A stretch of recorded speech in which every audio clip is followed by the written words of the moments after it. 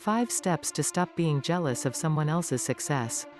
If others' success is making you feel bad about your own accomplishments, try this simple action plan.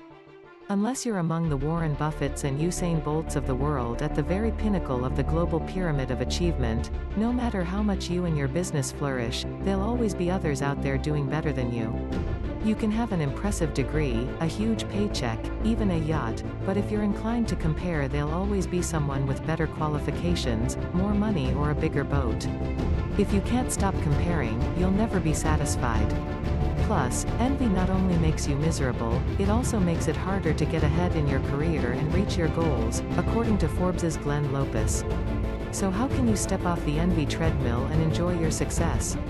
Juliana Briones, a doctoral student in psychology at UC Berkeley, thinks she can help. Having studied how we are kind or unkind to ourselves for her PhD research, Briones recently laid out the current wisdom on disarming envy on her blog, Psych Your Mind. Counteracting the effects of the green-eyed monster, she claims, comes down to 5 relatively simple steps. Acknowledge envy.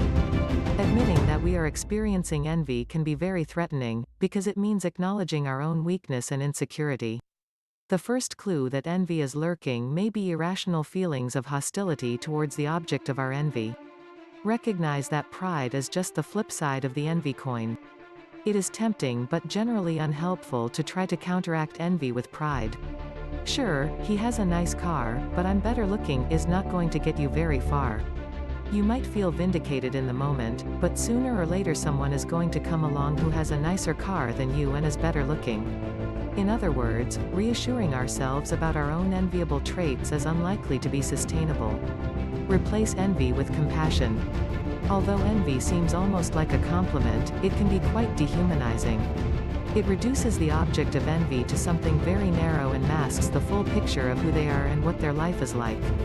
Have you ever envied someone who seemed to have the perfect life, only to find out later that they were in fact suffering in a very major way?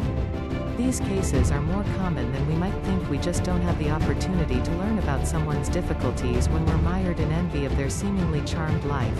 Facebook does not help things, by the way. Let envy fuel self-improvement when appropriate.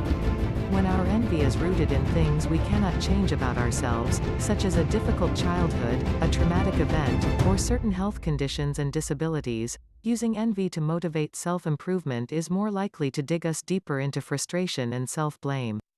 But sometimes envy alerts us to things that we want in life that are potentially attainable.